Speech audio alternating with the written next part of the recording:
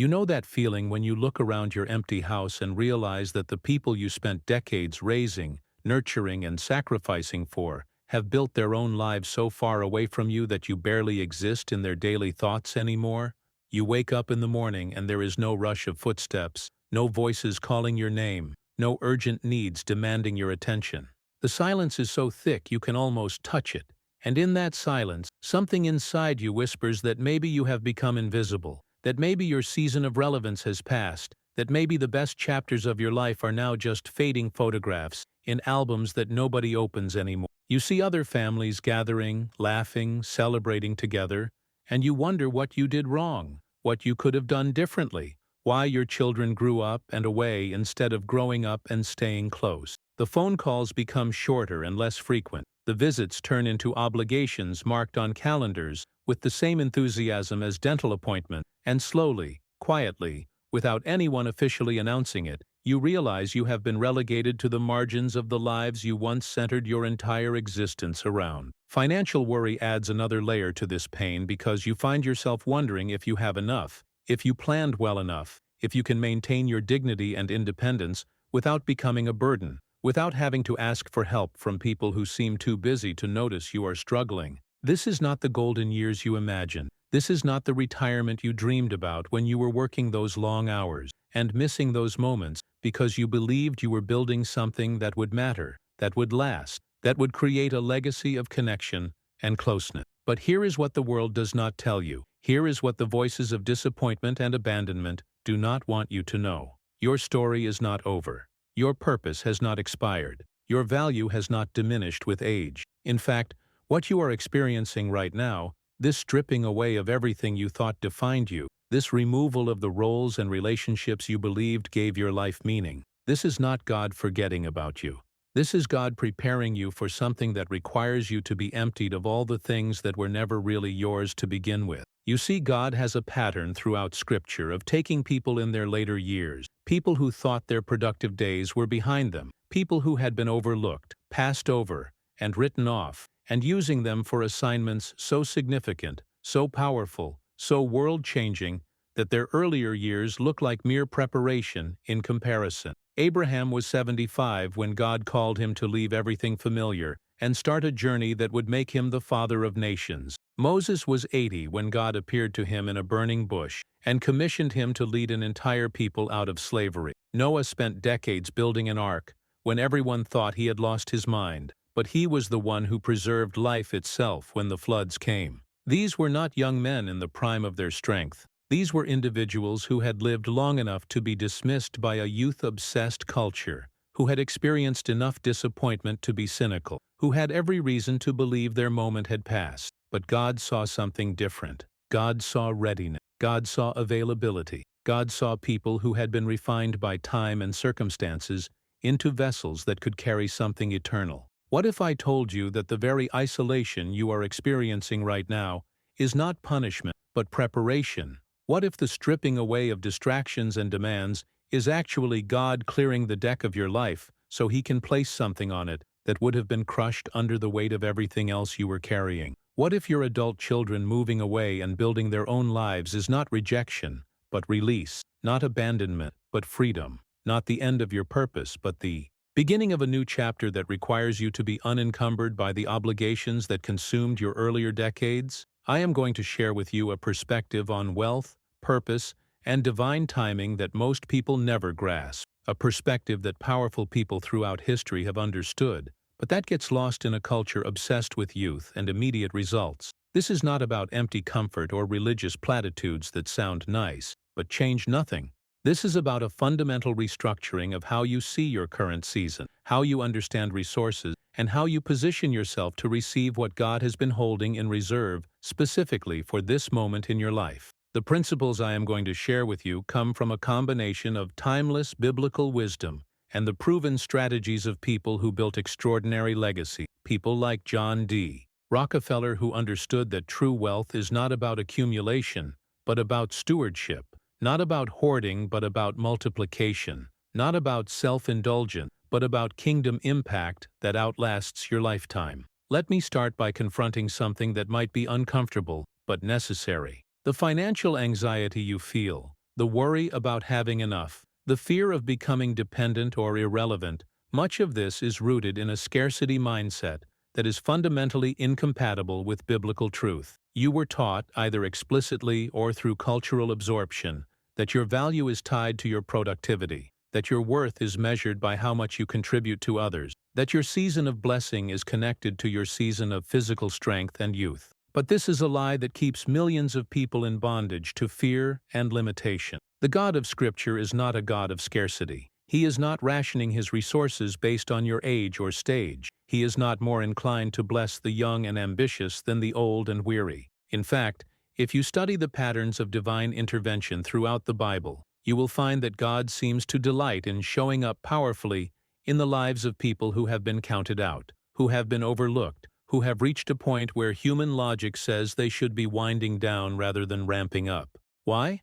Because when God moves in the life of someone who has no earthly reason to expect a breakthrough, it becomes undeniable that the source of the blessing is supernatural rather than natural, divine rather than human. Rockefeller understood something about wealth creation that most people miss entirely. He understood that money is a tool, not a trophy. He understood that the accumulation of resources is meaningless unless those resources are deployed strategically for purposes that transcend personal consumption. He famously said that his success was not about making money, but about the game of building something systematic, something that could generate ongoing value and impact. He viewed himself as a steward, not an owner. He saw his wealth as a responsibility to be managed wisely for the benefit of many rather than a prize to be enjoyed selfishly by a few. And here is the critical insight that applies directly to your situation right now. Stewardship does not require you to have massive resources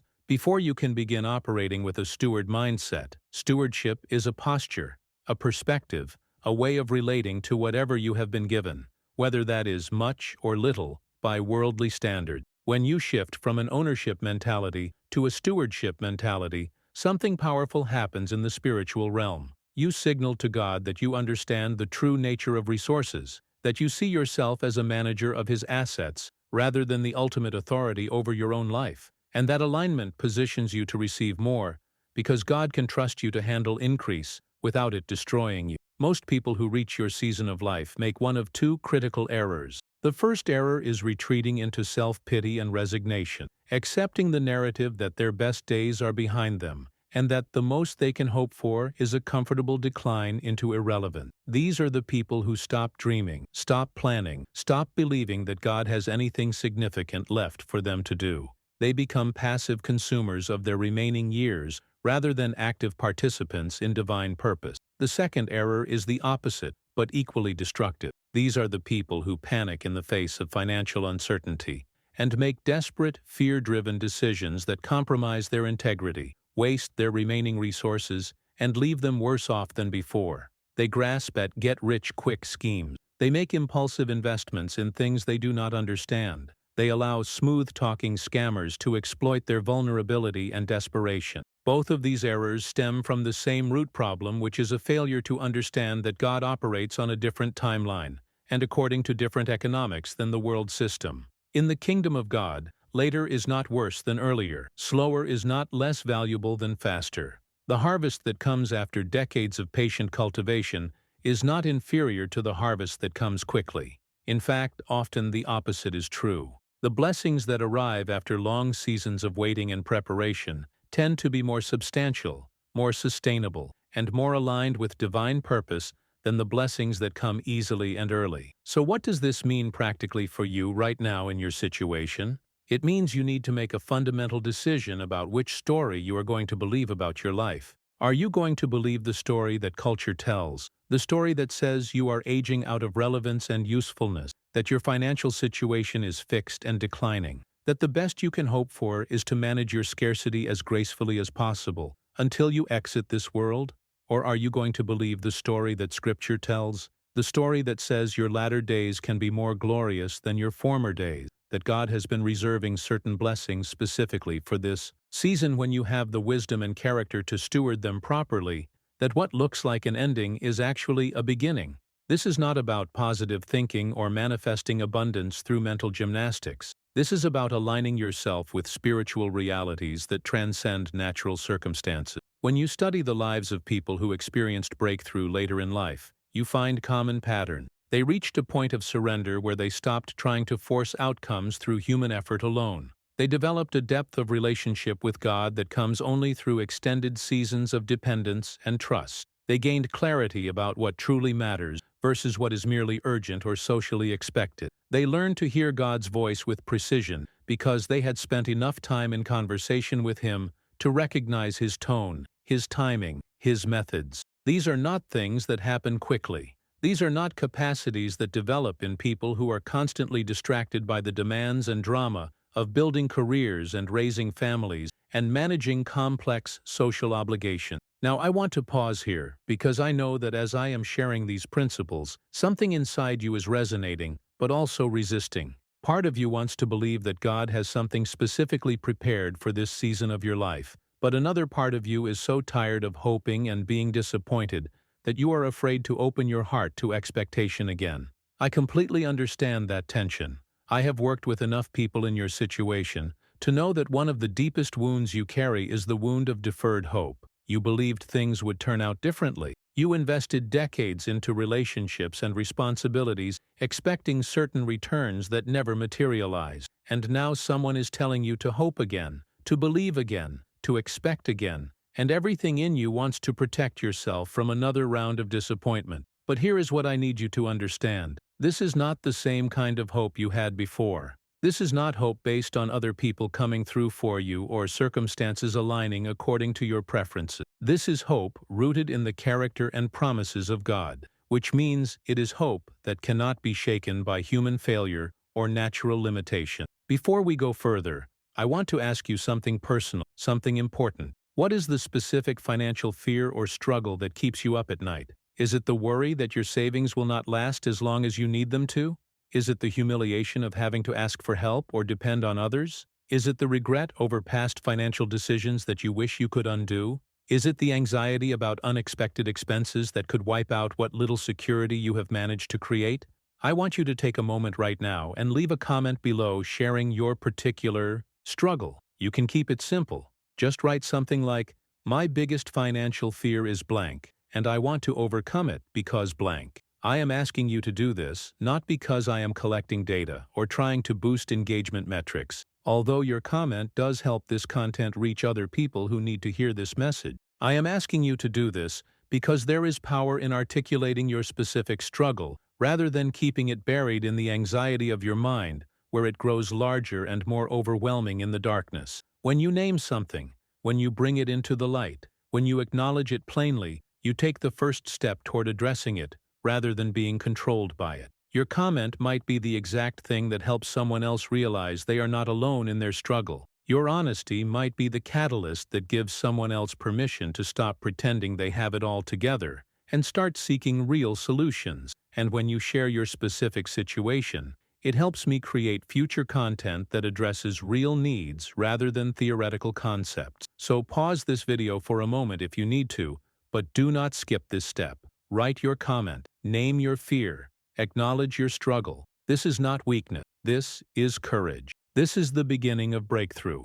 Now let us talk about how Rockefeller approached resources in a way that is directly applicable to your situation. One of his core principles was the concept of systematic giving. From his very first paycheck as a young man, Rockefeller committed to giving away a portion of his income regardless of how small that income was. This was not something he started doing after he became wealthy. This was not a practice he adopted once he could afford to be generous. He began this discipline when he was barely making enough to support himself, and he continued it throughout his entire life, eventually giving away more than $500 million, which would be billions in today's currency. Why am I telling you this when you are worried about having enough for yourself? Because Rockefeller understood something profound about the spiritual dynamics of resources. He understood that generosity is not something you do after you achieve abundance. Generosity is the pathway to abundance. When you operate from a posture of giving rather than hoarding, when you trust God enough to release resources even when logic says you should clutch them tightly,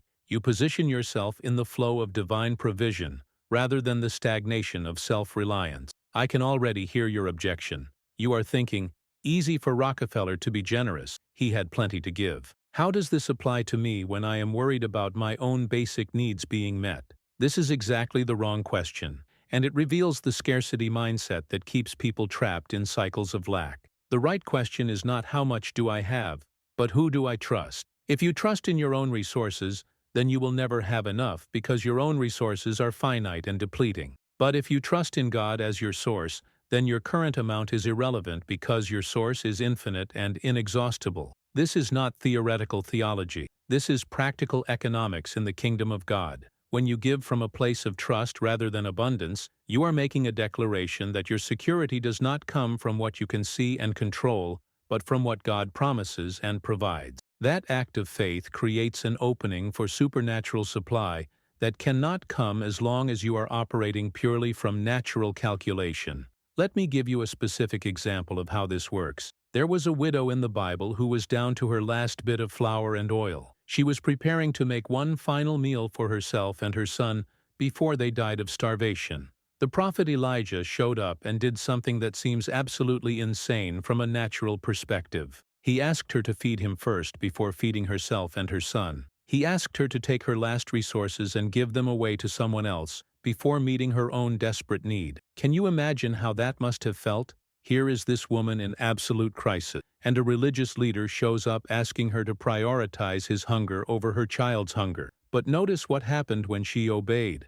The flour and oil did not run out. Day after day, week after week, month after month, she had exactly what she needed. Not because she hoarded carefully and rationed wisely, but because she gave obediently and trusted completely. Her act of generosity in the face of scarcity positioned her to experience sustained provision that defied natural explanation.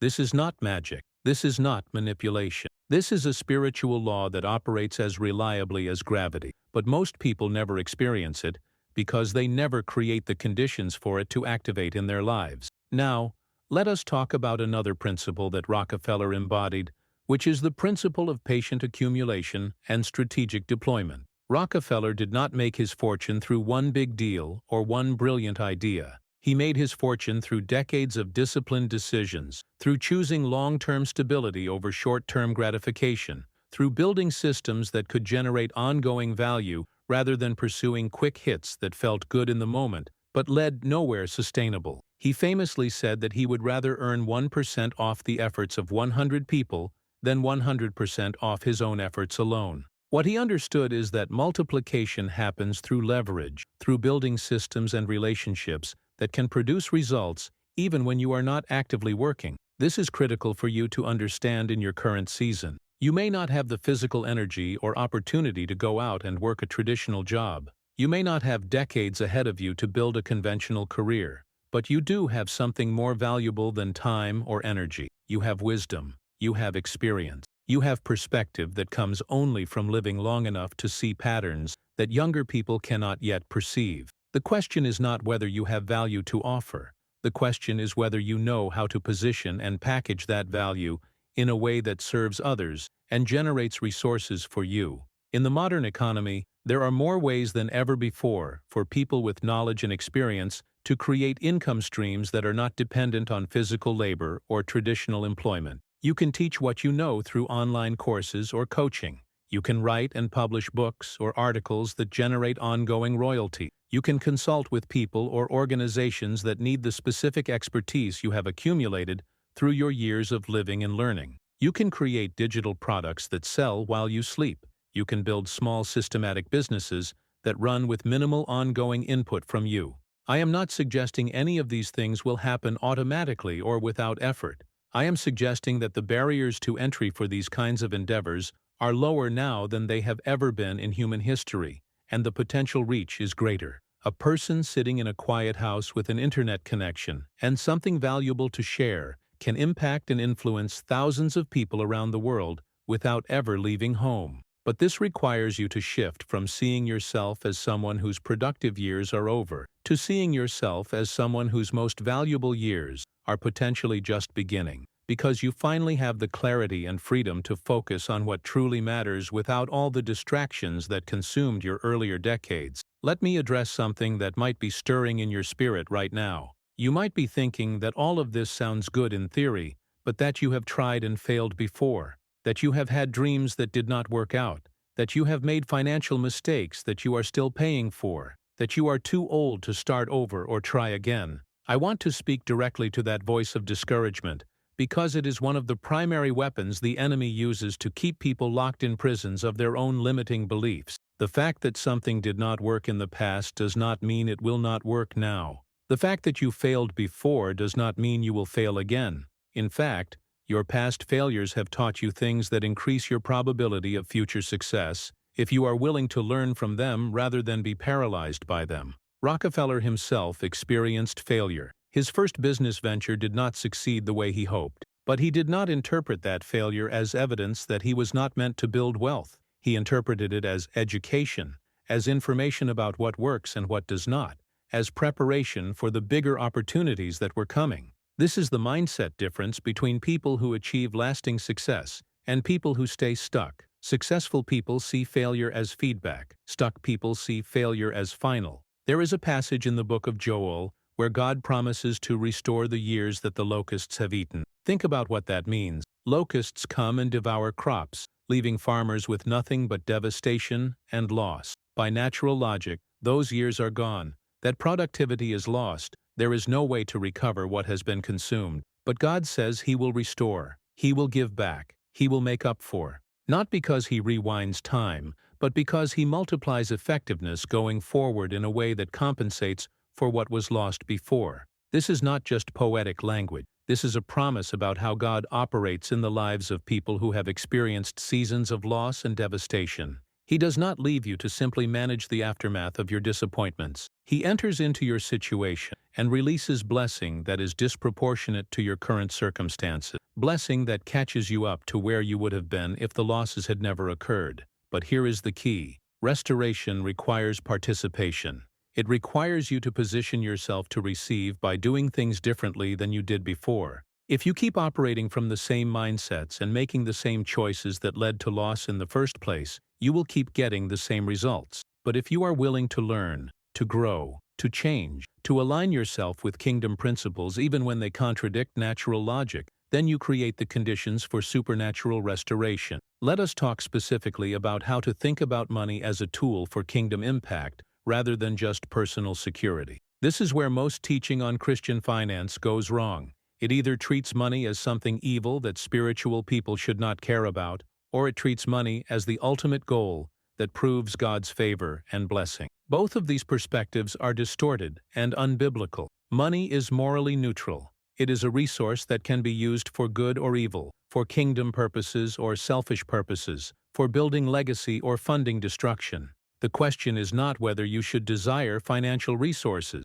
The question is why you desire them and what you intend to do with them. If your primary motivation is to build a big enough pile that you feel safe and insulated from risk, you will never have enough because safety is an illusion in a world full of variables you cannot control. But if your motivation is to become a conduit of blessing, to have resources that can be deployed strategically to advance purposes that matter eternally, then every increase in your financial capacity becomes an increase in your kingdom impact. Rockefeller operated from this mindset. He did not build wealth for the sake of wealth. He built wealth for the sake of influence, for the ability to fund causes and initiatives that would outlive him, for the capacity to shape systems and institutions in ways that serve the common good. His philanthropic legacy is still impacting millions of people more than a century after his death through the universities, hospitals, research institutions, and charitable organizations that exist because he channeled his resources toward things that mattered. You might be thinking, I am not Rockefeller.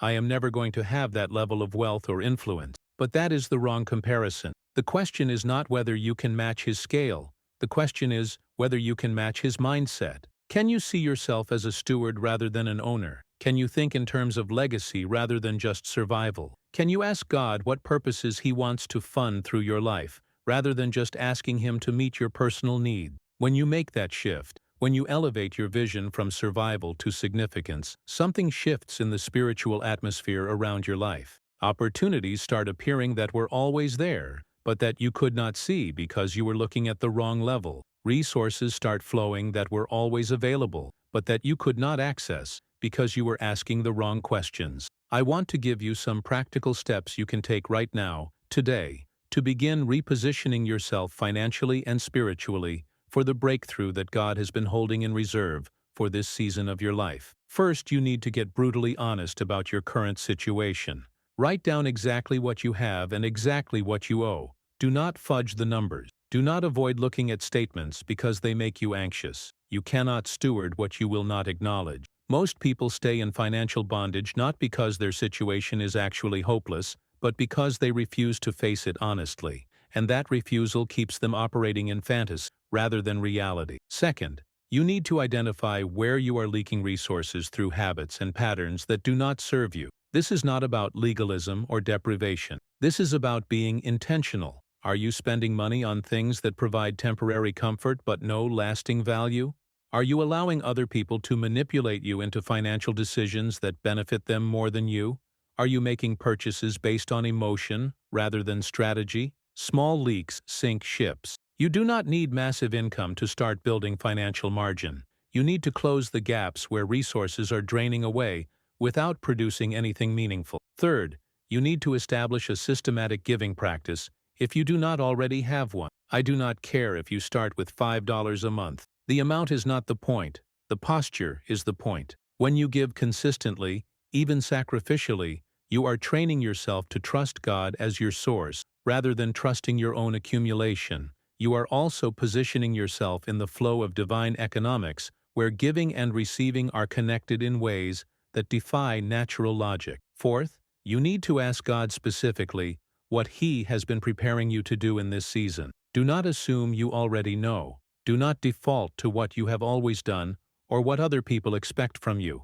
Get alone with God. Get quiet enough to hear His voice. Ask Him what assignment He has for you that requires the specific combination of gifts, experiences, and scars that you carry. Ask Him what He has been holding back until now, because you were not yet ready to steward it without it destroying you. Ask Him to show you the opportunities that are right in front of you, but that you have been overlooking because they do not look like what you expected. Fifth, you need to start taking small action steps toward the vision that God gives you even before you have all the details figured out. This is where most people get stuck. They want the entire roadmap before they take the first step.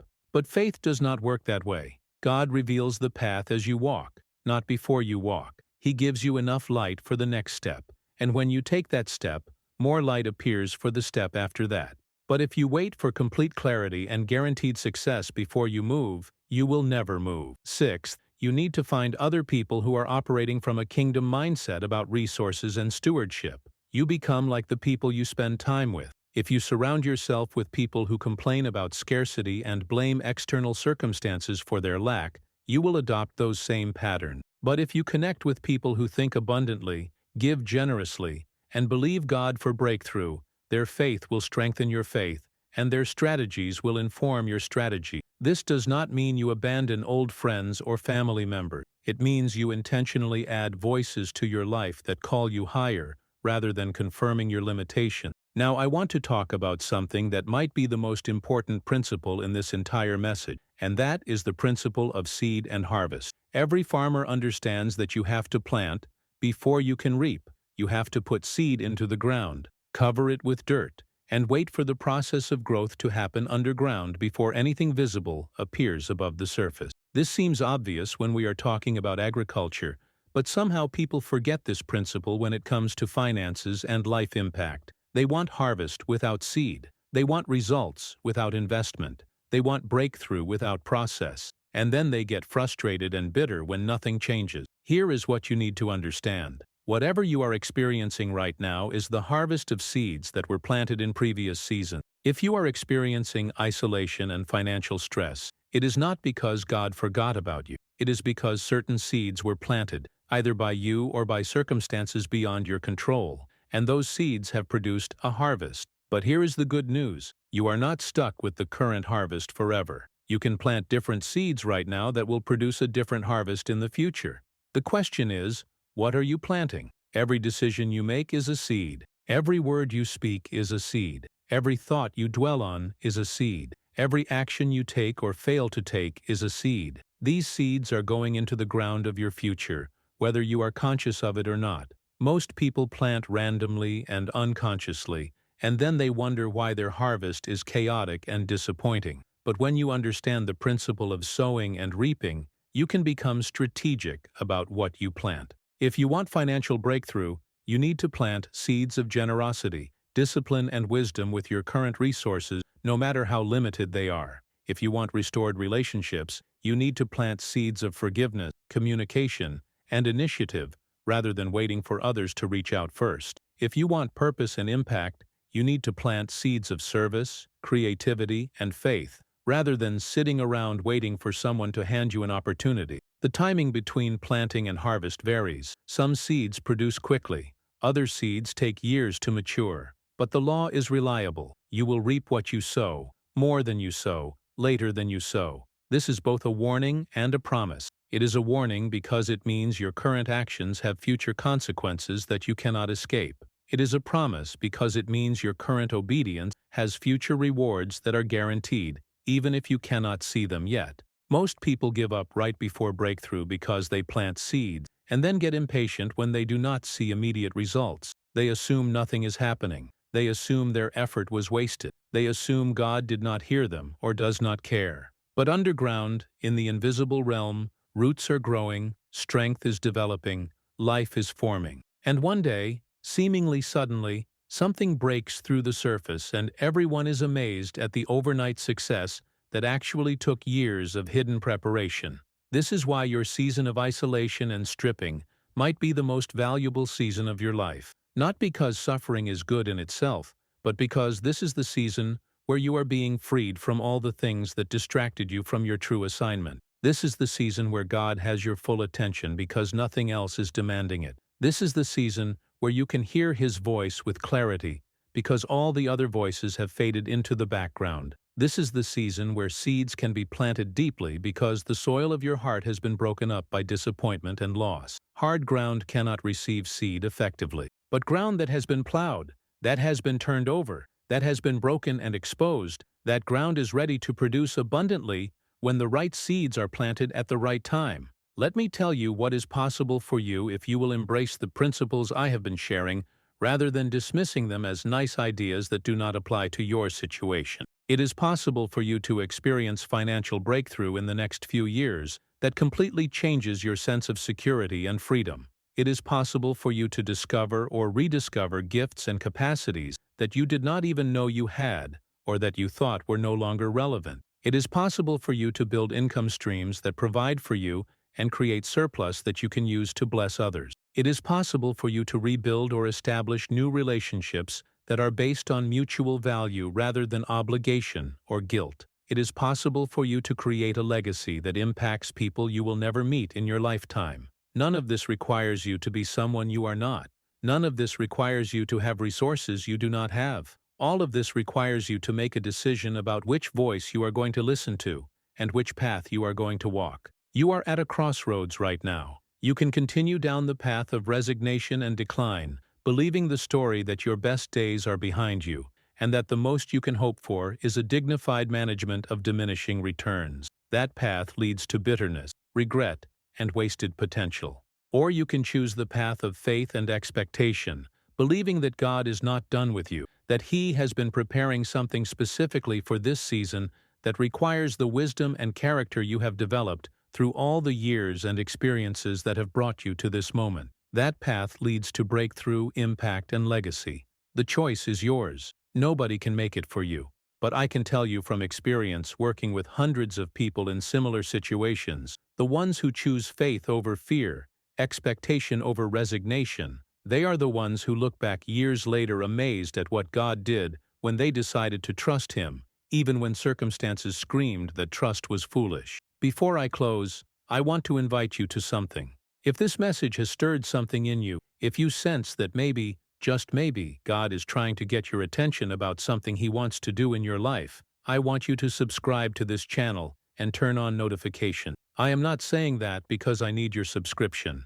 I am saying it because you need the consistent reinforcement of these principles. Transformation does not happen from one message or one moment of inspiration. Transformation happens through repeated exposure to truth that gradually rewires how you think and therefore how you live. This channel exists to provide that consistent voice, reminding you of kingdom principles about resources, purpose, and legacy. Every week, I release new content specifically designed to help people in your season of life understand how to position themselves for breakthrough rather than settling for decline. When you subscribe and turn on notifications, you are making a commitment to yourself that you are going to stay engaged with this process of transformation, rather than allowing the tyranny of the urgent and the noise of the negative to pull you back into old patterns. You are saying that you value your future enough to invest time and attention into developing the mindsets and strategies that will create different outcomes than you have experienced before. Think of subscription not as a favor to me, but as a declaration of intent on your part.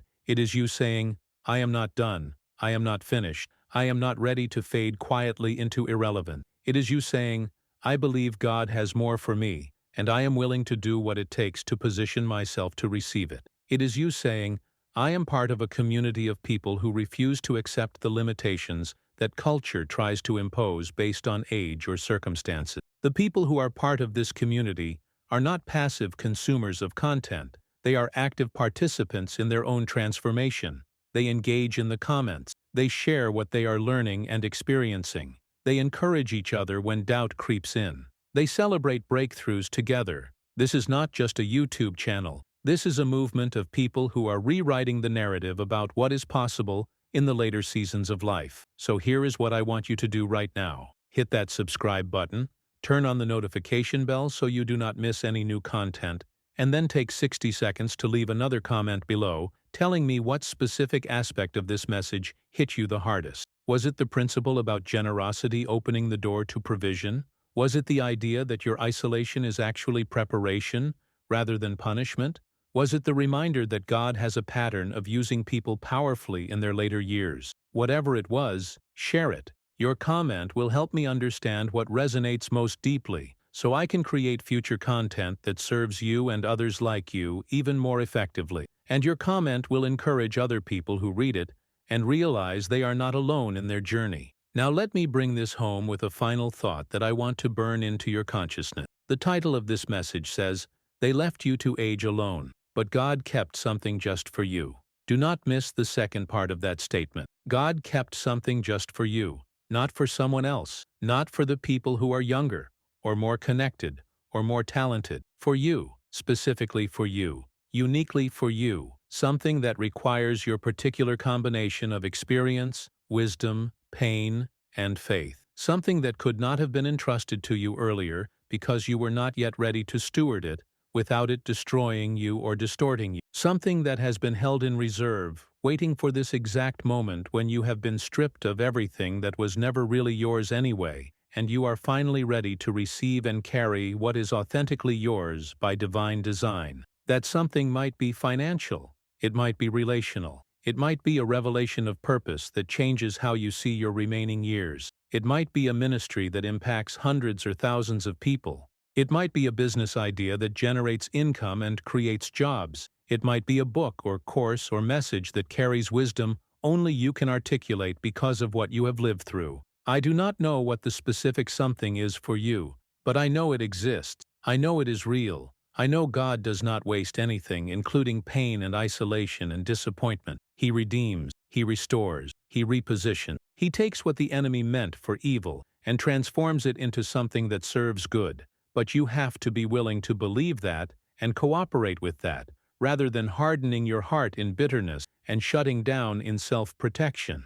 The reason God kept this something just for you is not because you earned it or deserve it. It is because He loves you, and He has purposes that require you to fulfill them. You are not an afterthought. You are not forgotten. You are not disposable. You are a vital part of a bigger story that you cannot fully see from your current vantage point. What feels like an ending is actually a beginning. What feels like abandonment is actually an appointment. What feels like your life narrowing and closing down is actually your life being funneled toward the specific assignment that has had your name on it before you were even born. But you will miss it if you stay locked in the mindset of scarcity and victimhood. You will miss it if you keep waiting for other people to validate you or rescue you or include you. You will miss it if you refuse to take responsibility for your choices and your positioning and your obedience to what God is asking you to do right now, with what you have right now, where you are right now. I am telling you with absolute confidence that breakthrough is closer than you think. Restoration is more available than you realize. Purpose is more accessible than you imagine. But it will not fall on you like rain from the sky while you sit passively waiting. You have to get in position. You have to plant seeds. You have to make different choices. You have to renew your mind with truth, rather than letting it spiral in anxiety and regret. You have to surround yourself with voices that call you higher. You have to take action even when you do not feel like it, and even when you cannot see the full path ahead. This is not about working harder. This is about working smarter. This is about aligning yourself with spiritual principles that unleash supernatural results. This is about becoming the kind of person that God can trust with increase, because you will not waste it on selfish consumption or allow it to corrupt your character. Your adult children who built their lives away from you, they did not do that to hurt you, even though it hurts. They did that because they were designed to launch, to establish their own families and pursue their own callings. Your job was never to keep them dependent on you forever. Your job was to raise them to independence. You did that job, and now it is complete. The pain you feel is not punishment for failure. It is the natural grief of transition. But that grief can become the doorway to something new if you will allow it. The empty house that feels like a prison of loneliness can become a sanctuary of focus, where you finally have the space and silence to hear what God has been trying to tell you for decades. The financial pressure that feels like a crushing weight can become the motivation that drives you to learn and implement strategies you would never have pursued if you were comfortable. Every limitation contains within it the seeds of the breakthrough that is coming, if you have eyes to see and faith to believe. I am not promising you that everything will be easy or comfortable or quick. I am promising you that if you will apply kingdom principles to your situation and trust God as your source, rather than trusting circumstances or people, you will look back at this season and recognize it as the turning point. You will see that what felt like the worst time of your life was actually the setup for the best time of your life.